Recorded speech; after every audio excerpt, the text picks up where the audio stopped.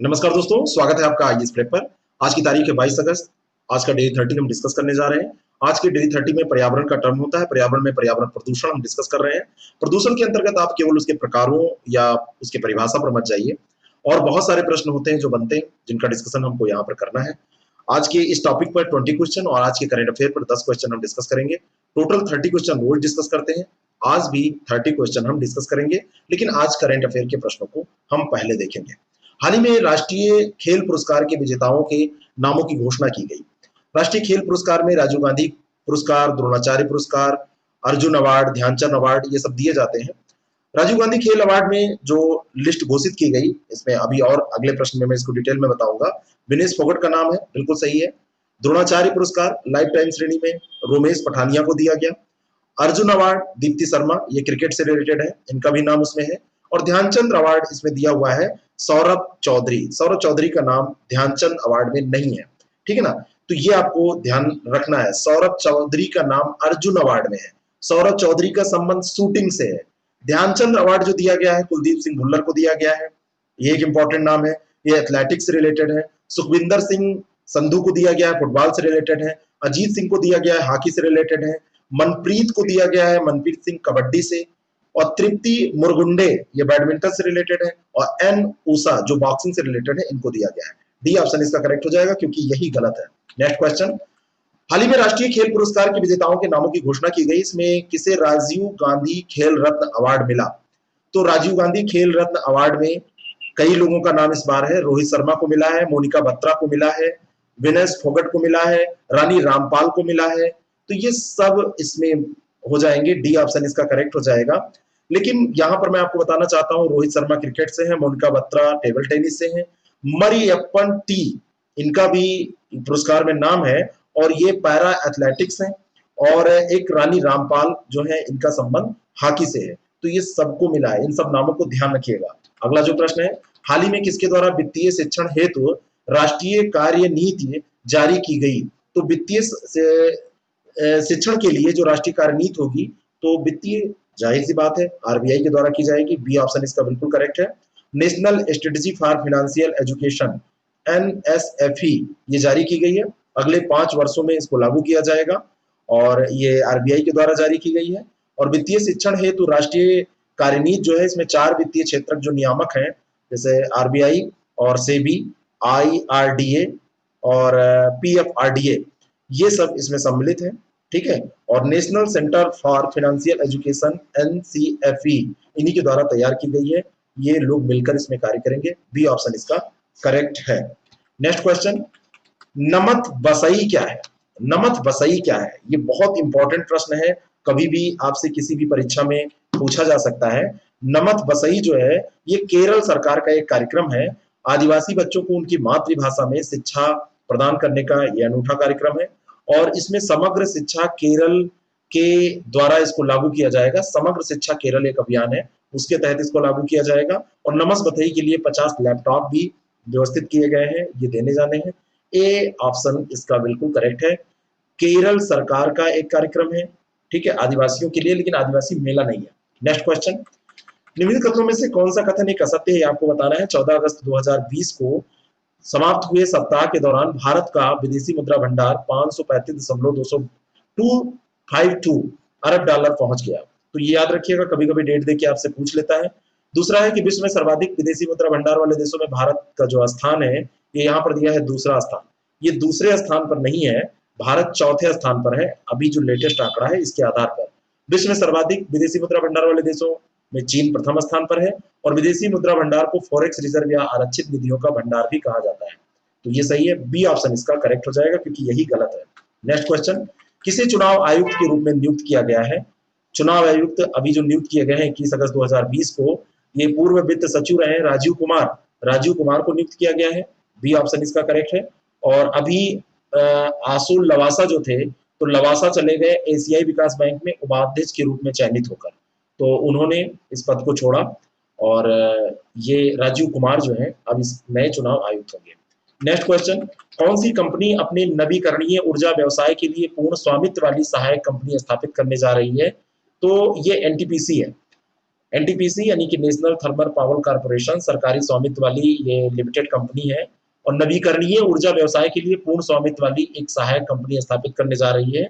और नीति आयोग और वित्त मंत्रालय के निवेश और सार्वजनिक संपत्ति प्रबंधन विभाग ने इसको अभी अनुमोदित किया है, इस कारण से यह चर्चा में आया है। ए ऑप्शन इसका बिल्कुल करेक्ट हो जाएगा। नेक्स्ट क्वेश्चन, भारत किस पड़ोसी देश के लिए एक सीधी नौका सेवा शुरू करने जा रहा है? तो सीधी नौका सेवा सितंबर के तीसरे सप्ताह में मालदीव के लिए ये कार्गो फेरी सेवा है जो शुरू होने जा रही है और कोच्चि और तुतीकोरिन को जोड़ेगी और माले माले बंदरगाह जो पड़ता है मालदीव का वहां से जोड़ेगी ये कोच्चि और तुतीकोरिन को। ठीक है, तो ये मालदीव है। बी ऑप्शन इसका बिल्कुल करेक्ट हो जाएगा। पूछा जा सकता है शिपिंग कॉर्पोरेशन ऑफ इंडिया के द्वारा संचालित किया जाएगा और इससे इलेक्ट्रिकल जो मशीनरी है इसके साथ में दवाएं हैं और भी जो निर्माण सामग्री है और साथ साथ सिर खराब होने वाले जो सामान है उनको यहाँ पर भेजा जाएगा। तो ये बी ऑप्शन इसका करेक्ट हो जाएगा। Next question, West Nile virus के बारे में असत्य कथन की पहचान आपको करनी है। वेस्ट नाइल वायरस जो है ये स्पेन में अभी मिला और वहां पर 2 लोगों की इसमें मृत्यु हो गई। स्पेन में 2 लोग इससे मतलब अपना जान खो बैठे। मनुष्यों के अलावा घोड़े इस वायरस के कारण सबसे अधिक प्रभावित होते हैं, ये दोनों बातें सही हैं। और वेस्ट नाइल वायरस पहली बार 1937 में चीन में खोजा गया था। मैं आपको बताना चाहता हूं कि जो वेस्ट नाइल वायरस है ये चीन में नहीं, सबसे पहली बार जो ये खोजा गया था ये खोजा गया था युगांडा में। 1937 में ही खोजा गया था लेकिन युगांडा में खोजा गया था। तो ये तीसरा गलत हो जाएगा, सी ऑप्शन इसका करेक्ट हो जाएगा। और वेस्ट नाइल वायरस पक्षियों से मच्छरों तक और मच्छरों से घोड़ों और स्तनधारियों तक फैलता है। तो इसका जो सही उत्तर हो जाएगा वो सी हो जाएगा क्योंकि बाकी ये सब सही है। ठीक है ना। चलिए नेक्स्ट क्वेश्चन हम देखते हैं। करंट अफेयर का ये अंतिम प्रश्न है। स्वच्छ सर्वेक्षण 2020 की रिपोर्ट के बारे में कौन सा कथन असत्य है? इसके बारे में हमने चर्चा की थी। एक प्रश्न और यहाँ पर हम देख ले रहे हैं। स्वच्छ सर्वेक्षण 2020 की रिपोर्ट केंद्रीय आवास एवं शहरी मामलों के मंत्रालय के द्वारा जारी की गई। 1 लाख से ऊपर की आबादी वाले शहरों में इंदौर लगातार चौथे साल सबसे स्वच्छ शहर बना रहा। चौथे 10 साल नहीं, चौथे साल सबसे स्वच्छ शहर बना रहा। दूसरा भी इसमें सही है, बी ऑप्शन। और तीसरा है कि 1 लाख से कम आबादी वाले शहरों में शीर्ष 3 शहर कराड़, सासवद और लोनावाला है। मैं आपको यहाँ पर बताना चाहता हूँ कि ये भी सही है। और चौथा जो यहाँ पर डी ऑप्शन दिया हुआ है कि 100 से अधिक शहरी स्थानीय निकायों के साथ केरल को सबसे स्वच्छ राज्य का दर्जा दिया गया। ये जो सबसे स्वच्छ राज्य का जो दर्जा है ये छत्तीसगढ़ को दिया गया है। 100 से अधिक शहरी स्थानीय निकायों के साथ छत्तीसगढ़ को सबसे स्वच्छ राज्य का दर्जा दिया गया है। तो ये डी ऑप्शन इसका गलत हो जाएगा, यही सही उत्तर हो जाएगा, डी ऑप्शन। अब हम आज के टॉपिक पे प्रश्नों को देखेंगे। उससे पहले मैं बताना चाहता हूँ यूपी पीएससी के लिए जिन लोगों ने टेस्ट सीरीज के लिए मुझसे क्वेरी की थी या उनको टेस्ट सीरीज चाहिए, क्वेरी नहीं भी किए थे, तो उनके लिए टेस्ट सीरीज लॉन्च की जा चुकी है। वेबसाइट पर आप जाके उसको देख लें। ये जो टेस्ट सीरीज है इस टेस्ट सीरीज के अंतर्गत आपको कुल 12 टेस्ट दिए जाएंगे और ये जो 12 टेस्ट होंगे इसमें 8 फुल टेस्ट, 2 सीसैट के टेस्ट और 2 करंट अफेयर के लेट टेस्ट, मतलब लास्ट के जो बिल्कुल इंपॉर्टेंट होंगे उनका लिया जाएगा टेस्ट। बाकी 8 पेपर्स में भी करंट अफेयर रहेंगे, जनवरी से पूरा कवर किया जाएगा। जनसंख्या नगरीकरण, वन स्थिति रिपोर्ट, आंकड़ों पर आधारित जो अन्य सामग्री है ये सब डिस्कस की जाएगी या दिया जाएगा इसको आपको। वीडियोज और पीडीएफ इसमें दे दिए जाएंगे। और जनवरी से सितंबर तक मासिक करंट अफेयर जो है ये आपको पीडीएफ में फॉर्म में मिल जाएगा, वीडियोज भी इसके मिल जाएंगे। और आईएएस प्रेप एकेडमी पर डेली लाइव क्लास भी आप ज्वाइन कर सकते हैं जिसकी कोई चार्जेस कोई नहीं किया गया है, कोई चार्ज नहीं है, बस आपका मन हो तो उसको ज्वाइन कर सकते हैं। 25 अगस्त से ये प्रारंभ है, ये इसका पूरा शेड्यूल है और 30 सितंबर को ये समाप्त हो जाएगा और फिर आप सितंबर के बाद अक्टूबर में अपना पेपर आसानी से दे सकते हैं। तो इसका जिसको लाभ लेना है ये केवल 799 रुपए में हम लोगों ने लॉन्च किया, हमारी टीम ने, इसका लाभ आप उठा सकते हैं। तो इसके लिए अगर आपको कोई जानकारी चाहिए तो 6307281212 पर आप मैसेज कर सकते हैं। इसके अलावा यूपी का जो आरओ का एग्जाम होने वाला है यूपीपीएससी का, उसकी जीएस और हिंदी का कोर्स अभी भी वक्त है, आप उसको ज्वाइन कर सकते हैं। जिनका 2-4 नंबर से सिलेक्शन रुकता है या जिनको डर लगता है उस डर को दूर करने के लिए ये बहुत कारगर होगी। चलिए टॉपिक पर आज के प्रश्नों को देखते हैं। निम्नलिखित में से कौन सा युग्म सही सुमेलित है? रोग और कारक का नाम दिया हुआ है पेचिस एंड अमीबा हिस्टोलिटिका। अब ये कैसे प्रदूषण से संबंधित है, गंदगी से ये सब होने वाले रोग हैं, इसलिए यहाँ पर डिस्कस किए जा रहे हैं। कृमि वर्ग, एक कोशिकीय जीव अमीबा, ये दोनों सही है, सी ऑप्शन इसका बिल्कुल करेक्ट हो जाएगा। पेचिस एंड अमीबा से होता है। ऐसे ही एक रोग होता है जियोडियोसिस, ये भी एक कोशिकीय जीव अमीबा से ही होता है। ठीक है ना। तो जियोडोसिस अगर आपसे कहा जाएगा तो कृमि वर्ग ही कहा जा रहा है ना, उस वार्म से जो फैलने वाला उसी को कहा जा रहा है, इसमें कुछ अलग नहीं है। अगला जो प्रश्न है, निम्नलिखित कथनों में से कौन सा युग्म सही सुमेलित नहीं है। तो इसमें कौन सा युग्म सही सुमेलित नहीं है ये आपको बताना है। पहला है कि पीलिया गैस्ट्रोएंटेरिस विषाणु, डायरिया अमीबा और हैजा विब्रियो कैलरी और लेप्टोस्पाइरोसिस, ये लेप्टोस्पाइरोसिस स्पीसीज सिजेला ये दिया हुआ है। इसमें सब सही है, बाकी एक को छोड़ के डायरिया अमीबा से नहीं फैलता है। डायरिया जो है वो जीवाणु से फैलता है, जीवाणु बोले तो बैक्टीरिया, तो बी ऑप्शन इसका बिल्कुल करेक्ट हो जाएगा। ठीक है, अगला प्रश्न हम देखते हैं। नेक्स्ट जो क्वेश्चन है, आर्सेनिक के लगातार संपर्क में कौन सी बीमारी हो जाती है। अगर आर्सेनिक के लगातार संपर्क में रहेंगे तो उस संपर्क से कौन सी बीमारी हो जाती है, तो ये ब्लैकफुट बीमारी हो जाती है। बी ऑप्शन इसका बिल्कुल करेक्ट है। और आर्सेनिक से डायरिया, और अगर आपसे कहा जाए पेरिफेरल न्यूरिटस या हाइपर केराटोसिस या फेफड़े या त्वचा का कैंसर होता है, तो ये भी बात बिल्कुल सही है। बी ऑप्शन इसका बिल्कुल करेक्ट हो जाएगा, ब्लैक फुट बीमारी भी होती है। नेक्स्ट क्वेश्चन, निम्नलिखित कथनों पर विचार करें। पहला है कि पेयजल में फ्लोराइड की अत्यधिक मात्रा दांतों की विषमताओं को जन्म देती है। बिल्कुल, अगर आपके पीने वाले पानी में फ्लोराइड की अत्यधिक मात्रा है तो दांतों में विषमताएं हो जाएंगी, दांतों की समस्याएं हो जाएंगी, ये ऑप्शन सही है। और फ्लोराइड की अत्यधिक मात्रा से हड्डियों में मुलायमपन आ जाता है। हड्डियों में मुलायमपन नहीं आता है। अगर आर्सेनिक का ज्यादा मात्रा है आर्सेनिक की, तो हड्डियां कड़ी हो जाती हैं, कड़ापन आता है और इस कारण से जोड़ों में दर्द होता है। ठीक है, जोड़ों में खूब ज्यादा पेन होता है, तो ए ऑप्शन इसका बिल्कुल करेक्ट है। पानी स्वच्छ पीजिए, आरओ लगा लीजिए। बहुत लोग आरओ का विरोध करते हैं, कम से कम साफ तो आप पी रहे हैं। आरओ के जो नुकसान है वो तो जो होंगे वो देखा जाएगा, लेकिन कम से कम प्रथम दृष्टया साफ पानी पीजिए। नेक्स्ट क्वेश्चन, पेयजल में नाइट्रेट की अत्यधिक मात्रा जो है वो मानव स्वास्थ्य के लिए हानिकारक होती है। क्या होती है? हानिकारक होती है कि लाभदायक होती है? तो ये हानिकारक होती है, आप ध्यान से पढ़ेंगे वैसे ही सही हो जाएगा। और भूमिगत जल प्रदूषण में भारत में देखा जाए तो कई जगह नगरीय अपशिष्ट उत्सर्जन, सीवेज, ये सब आपको मिल जाएगा। अब इनसे जो क्षरण होता है और जो भूमिगत जल में पानी में ये जाके मिल जाते हैं, तो पेयजल में नाइट्रेट की मात्रा बढ़ जाती है और मानव स्वास्थ्य पर इसका बहुत ही ज्यादा बुरा प्रभाव पड़ता है। जो छोटे बच्चे होते हैं, इन्फेंट जो होते हैं, उनकी मृत्यु भी कई बार इससे हो जाती है। हीमोग्लोबिन के साथ प्रक्रिया कर असक्रिय मिथोग्लोबिन ये बनाते हैं। ऑक्सीजन के ट्रांसपोर्टेशन को ये क्या करते हैं, बाधित करते हैं, विकृत कर देते हैं। तो ब्लू बेबी सिंड्रोम भी इसके कारण से होता है, ये ध्यान रखिएगा, नाइट्रेट के कारण। कई बार ये प्रश्न पूछा गया है। नेक्स्ट क्वेश्चन, निम्नलिखित तत्वों पर विचार करें। अत्यधिक पोषकों की उपलब्धता शैवालों के विकास को तेजी से घटाती है। बिल्कुल घटाती है, ऐसा है। अत्यधिक अगर पोषक होंगे तो शैवालों के विकास को तेजी से घटेगी, घटाएगी नहीं, बढ़ा देगी। यूट्रोफिकेशन का नाम सुना है? अगर शैवाल खूब ज्यादा हो जाते हैं तो ऐसा होता है। लेकिन शैवाल ज्यादा क्यों होते हैं? क्योंकि अत्यधिक पोषक तत्व मिल रहे हैं। किसी को भी आप पोषण ज्यादा देंगे, कोई भी ज्यादा खाना खाएगा तो वो मोटा ही होगा। अब कई बार लोग होते हैं कि वो दुबले पतले होते हैं, कितना भी खाना खाते हैं, मोटे नहीं होते हैं, तो वो उनको गॉड गिफ्टेड है, वो अलग बात है। लेकिन अगर पोषण मिलेगा तो कोई भी मोटा होने का ज्यादा चांस है, तो शैवाल भी ऐसे ही बढ़ते हैं। तो पहला गलत हो गया, ध्यान से पढ़िए इसको। जल में पोषण की वृद्धि की प्रक्रिया से प्रजातियों को विविधताओं को नष्ट होना सुपोषण कहलाता है।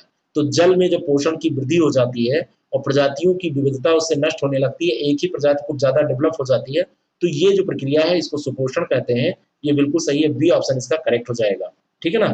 और जल में पोषण की वृद्धि की प्रक्रिया से प्रजातियों की जो विविधताएं हैं वो नष्ट होती हैं, ये चीज ध्यान रखिएगा। अगला जो प्रश्न है, पहला स्टेटमेंट है कि कुछ प्रदूषक जैव अनिम्नीकरणीय होते हैं। इसमें कोई दो राय नहीं है, होते हैं। एक दूसरा दिया स्टेटमेंट, डीडीटी एक कीटनाशक है। तो डीडीटी एक कीटनाशक का अच्छा उदाहरण है। जलाशयों के ऊपर इसको छिड़का जाता है जिससे मच्छर के विकास को रोका जा सके। और जो प्रदूषक हैं ये जैव अनिम्नीकरणीय होते हैं, ये भी बात सही है। बहुत सारे प्रदूषक ऐसे हैं, तो दोनों की दोनों बातें सही है, सी ऑप्शन इसका करेक्ट हो जाएगा। नेक्स्ट क्वेश्चन, मिनीमाता बीमारी फैली थी। मिनीमाता बीमारी कैसे फैली थी? आपको ये पता है कि ये पारद के द्वारा या पारा के द्वारा फैली थी। पारा द्वारा जहरीलेपन का शिकार जापान की मिनीमाता खाड़ी में कुछ मछलियां थी, संक्रमित मछलियां, और वो शिकार हुई मिनीमाता इसकी पारे की, और फिर उन मछलियों को खाया जिन लोगों ने, उनमें मिनीमाता बीमारी फैल गई। तो ये मछलियों से फैली थी, सी ऑप्शन इसका बिल्कुल करेक्ट हो जाएगा और पारा इसमें कारण था। ठीक है। नेक्स्ट क्वेश्चन, संक्रमित जल से होने वाली बीमारियां हैं, संक्रमित जल से पीलिया, हैजा, टाइफाइड, ये तीनों हो जाते हैं। उपयुक्त सभी सही है, डी ऑप्शन इसका बिल्कुल करेक्ट है। मनुष्य के स्वास्थ्य पर जो प्रभाव डालने वाली चीजें हैं, जैसे घरेलू मल जल के जो भी वायरस होते हैं, बैक्टीरिया होते हैं, परजीवी होते हैं, पैरासाइट और प्रोटोजोवा होते हैं, और इन सब चीजों से बीमारियां फैल जाती हैं। और संक्रमित जल से जो होने वाली बीमारियां हैं उसमें पीलिया है, हैजा है, टाइफाइड है, और कभी कभी दस्त आने लगती है ना, तो ये सब कारण होते हैं। तो संक्रमित जल आप चाहे पिए, चाहे उससे नहाएं, चाहे उससे कोई भी और उपयोग में लाए, खाना, कई बार लोग कहते हैं खाना बनाने में पानी तो गर्म हो जाता है, तो वो सही हो जाता है। गंदे पानी में आप खाना बनाएंगे तो गर्म करने से पानी सही होता है, लेकिन गर्म करने के दौरान वो खाने में चला जाएगा, तो खाना भी आप साफ पानी से ही बनाएं। ठीक है, डी ऑप्शन इसका करेक्ट हो जाएगा, सभी ये होती है। अगला जो प्रश्न है, जल एक ऐसा रंगहीन द्रव है जो हाइड्रोजन का मोनोऑक्साइड होता है। बिल्कुल, जल एक ऐसा रंगहीन द्रव है जो हाइड्रोजन का मोनोऑक्साइड होता है, पहला सही है। और इसका रासायनिक सूत्र D2O होता है। जल का जो रासायनिक सूत्र है वो H2O होता है। भारी जल आपसे नहीं पूछा जा रहा है। 4 डिग्री सेंटीग्रेड पर इसका घनत्व अधिकतम होता है। हिमांक 0 डिग्री सेंटीग्रेड होता है। क्वथनांक 100 डिग्री सेंटीग्रेड होता है। ये सब बात ध्यान रखिएगा। और भारी पानी परमाणु रिएक्टरों में मंदन के रूप में यूज किया जाता है, मंदक के रूप में। ठीक है, वो अलग चीज है, उसके बारे में भी हमने डिस्कस किया था। तो दूसरा इसका गलत हो जाएगा, तो ये ध्यान रखिएगा। 4 डिग्री सेंटीग्रेड पर इसका घनत्व अधिकतम, हिमांक इसका 0 डिग्री, क्वथनांक 100 डिग्री, क्वथनांक मतलब जिसमें उबल जाए जितने पे, तो ए ऑप्शन इसका बिल्कुल करेक्ट हो जाएगा, बॉइलिंग पॉइंट जो होता है। नेक्स्ट क्वेश्चन, पहला जो इसका स्टेटमेंट है, ऊर्जा संयंत्र तथा तेल संशोधकों में जल का उपयोग मशीन को ठंडा करने के लिए होता है।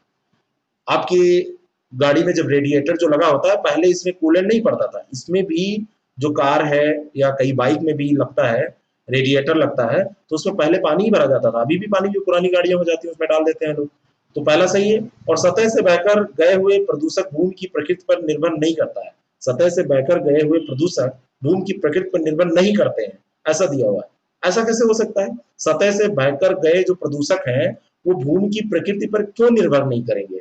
निर्भर करेंगे, जहां से बहकर आए हैं उस प्रकृति पर तो निर्भर करेंगे। अगर वो जमीन गंदी है और वहां से बहकर आए तो उसमें जो भी प्रदूषक वहां रहे होंगे उस जमीन में वो बहकर आ जाएंगे। तो ये थोड़ा सा कॉन्सेप्ट वाला प्रश्न है, तो दूसरा गलत हो जाएगा, पहला सही, ए ऑप्शन इसका बिल्कुल करेक्ट है। नेक्स्ट क्वेश्चन, निम्नलिखित कथनों पर विचार करें। पहला जो कथन है, लघु तथा बड़ी औद्योगिक क्रियाओं द्वारा गंदे जल का उत्पादन होता है। बड़ी बड़ी जो फैक्ट्रीज लगी हुई हैं वहां से गंदे जल का उत्पादन होता है, ये कह रहे हैं। दूसरा है कि औद्योगिक गंदे जल का समुद्री पर्यावरण पर कोई प्रभाव नहीं पड़ता है। इतना बड़ा समुद्र है, कितना भी जल उसमें आप डाल दीजिए कोई प्रभाव नहीं पड़ेगा। अगर आप ऐसा सोचते हैं तो बहुत गलत सोचते हैं। एक बॉटल भी आप अगर डालते हैं प्लास्टिक की, बीच उच पे जाइएगा तो कोल्ड ड्रिंक और बियर और ये सब पी के कहीं बॉटल वॉटल इधर उधर मत फेंकिएगा, ये आपकी जिम्मेदारी है। वैसे पीजिएगा ही नहीं, लेकिन आप तो मानने वाले नहीं है, इसलिए मैं बताया दे रहा हूँ।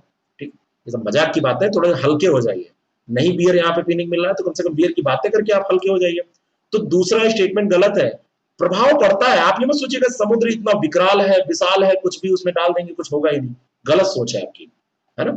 और पहला है, लघु एवं बड़ी औद्योगिक क्रियाओं द्वारा गंदे जल का उत्पादन होता है, ये बिल्कुल सही है, ए ऑप्शन इसका बिल्कुल करेक्ट हो जाएगा। वैसे आपकी ये सोच हो सकता है ना भी हो, मैंने इसको थोप दिया आप पे, ठीक है ना। 3 बजे से 4:30 बजे तक लाइव क्लास होती है। उस लाइव क्लास में कोई ना कोई टॉपिक डिस्कस होता है। आप लोगों में से बहुत सारे लोग वहां आते हैं, मैं जानता हूँ। आज एक मैसेज आया उसमें कि ये क्या बकवास कर रहे हैं, मैंने कहा आप छोड़ दीजिए। बाद में मेरे पास मैसेज आ रहा है कि आपने तो टेस्ट सीरीज कराने कहा था और आप इस पे ये पढ़ाने पे पड़े हुए हैं।